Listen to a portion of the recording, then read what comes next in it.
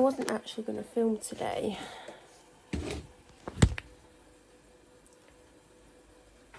I don't even know why I am. I think it's because the dog's just gone out. I haven't been in long. I was out with the dog, but I borrowed my dad's car, or used my dad's car, so I could go on a walk that isn't local, because obviously I'm very restricted because I can't use my own car, which is definitely not my own choice. Although I prefer to drive my own car, but a car's a car at the end of the day.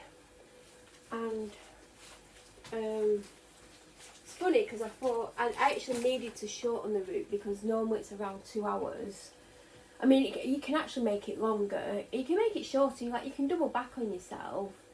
And we're walking along, and I'm thinking, do I walk to a certain time and then turn around, or do I try and do the route quicker? But I don't know how I can do this particular one quicker. And there's loads of little turn-offs and stuff.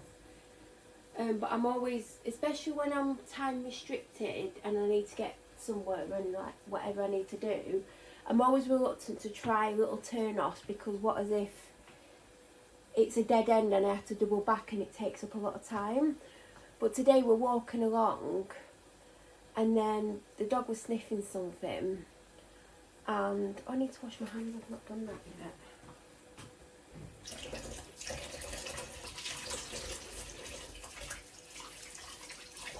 And I noticed something, and I was like, oh, I wonder what's over here. And I was trying to look, and then the dog decided we were actually going to go that way. And I'm like, I don't know if I want to go that way. I don't know where it's going to lead. This isn't the day to have to double back. Although right now we have time, but what if we walk for 20 minutes and then realise we have to go back? I didn't have time to do that. But I think one of the main reasons she wanted to go that way is because she spotted water. And we all know how much the husky likes water. So we went that way, and then it, like where the water was, there was a lot of water. And it was where, to get down to it, you had to go over, like, do you know those big stones, like proper stone, and when it gets wet it's slippy. So there was a few occasions where I'm literally on the edge, hoping that she don't dive off in one direction, because I'm literally going to get pulled in the water. And there was various parts of water, but I realised the route that we were going was literally in the direction that we came, but lower down. So I was very hopeful that it led me to the main path, or to somewhere back on the path, which it did, but it kind of cut out quite a big chunk. So we did the 2 hour walk in around an hour and a half, which I was grateful for. But the dog was a little husky.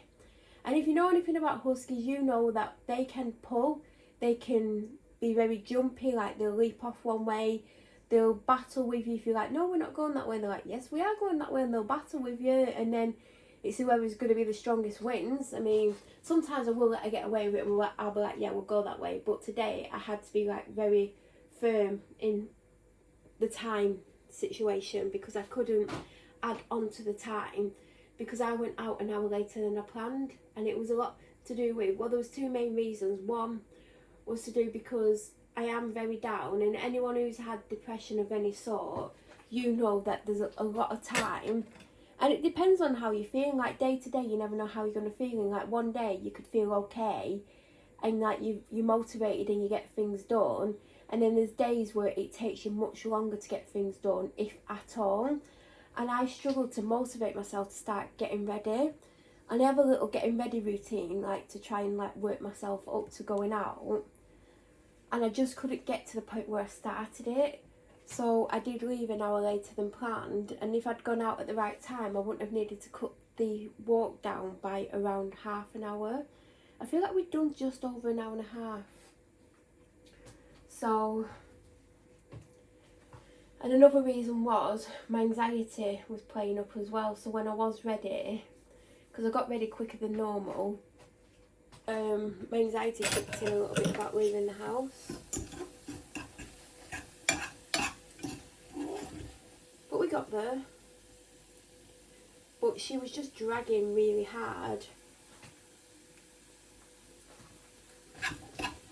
And it isn't an easy walk, like it's very like up and down, mainly up. and like there's lots of like rocks and stuff and things sticking out the ground, and it makes it much harder. And when you've got a very strong husky that doesn't look strong and looks, I mean, the amount of people today thought she was a puppy is ridiculous. Like, yeah, I did get her as a puppy, but she's a fully grown adult.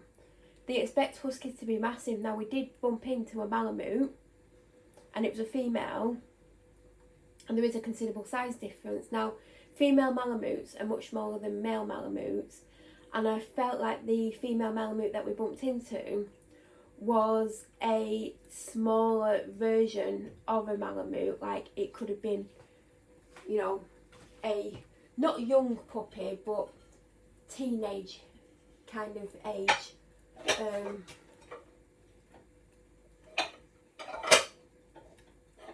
And then like the owner's like, is your dog friendly? I'm like, oh yeah, she just wants to play with everyone. So, oh, she is, but her dog got her teeth out. I don't mean literally took them out. And she kept growling. And my dog was like trying to play, but she was a bit weary. And then it became obvious that the dog was a little bit aggressive. And I think it's a dominating thing. I don't think she would have actually really hurt or bit her, but she was trying to like dominate. It's the fact that she had her teeth out that concerned me. I had the lead ready to yank the dog, pull the dog back extremely quickly. I mean, mine dog, obviously. And then the owner's like, oh, we better move on. And then when she was walking away, I don't know if she was saying it to me or to the person she was with. She's like, oh, she's not normally like this. But dogs don't just start being one way. I think she was had a little bit of aggression to her. I don't think she was an aggressive dog, but obviously when she had her teeth out, that's normally not the best sign to be showing to other dog owners, especially when that other dog owner doesn't know you or your dog. Because some dogs just do that and they don't really mean anything about it, but unless you know the dog, you're going to be on edge or you're going to be very cautious.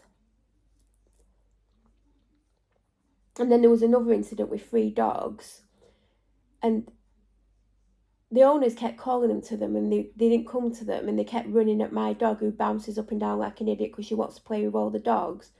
But a lot of the smaller dogs are quite vicious. I don't know if it's like small dog, like, you know, because they're small and they're trying to stand the ground. But I've noticed that if there's any issues, it's always with the smaller dogs. Small dog syndrome, I bet. And then they were acting like my dog was the aggressor. Now, where we were, it was like 5 times the width of a pavement, like, because we're off-road, and their dogs came over to us, and I'm trying to move mine on, who just wants to play, and this little dog bit her on the face, and, like, the owner, like, was offhand with me, and I was like, you shouldn't have let your dogs come across if they're aggressive. She went, they're not the aggressive ones. I'm like, she's literally, look at her, bouncing up and down, wagging her tail. Well, she was, until she got bitten. I said, like, if your dogs don't come to you, you surely should either pick them up because they're small, or put them on the leads, rather than what's happened, and then you've accused my dog of doing something when she's literally wagging her tail. I said, you need to be careful. She went, all dogs on leads are violent and aggressive. I said, she's not violent. I said, you have to walk huskies on leads. She went, no, you don't. You're just being cruel. I said, well, when you go home or when you're walking along, please feel free to Google huskies. And I said, also, there's a Malamute down there, if you come across it. They're very, very similar in the temperament, and it'll probably want to play with the dogs.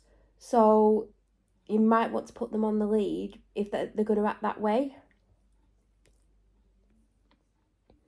And every time she, like, comes across a dog when we're, like, walking on, she drags me. She's like, it's like she's excited, but she just decides to drag me. And it's literally not the place to be dragging me. It really isn't. I've been home 45 minutes. My dad went out 10 minutes ago. He should have gone out as soon as I come home, but he'd only just finished getting ready. I don't know what he did in the 2.5 hours since I left and came back. And I've just heated up some chicken chow mein that I had last night. There's probably a third left. And I'm eating it. and I'm going to then get a drink. Have I got a to-do list? I don't think I have. But I do need to do some editing for this channel. Because there's a lot of chatty videos, at least 10. And some of them might be half an hour long, some might be an hour's worth of footage, which will have to go into 2 videos. So the minimum the video is going to take, if there's an hour footage, the minimum it's going to take is an hour and a half.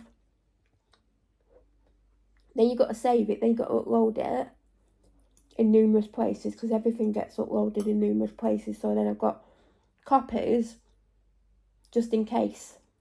And if you follow me on social media that's locked down to private, you'll know exactly why. This is a public video. I always have to remember what I'm filming for. But a lot of the time it's obvious because of the way the camera's facing.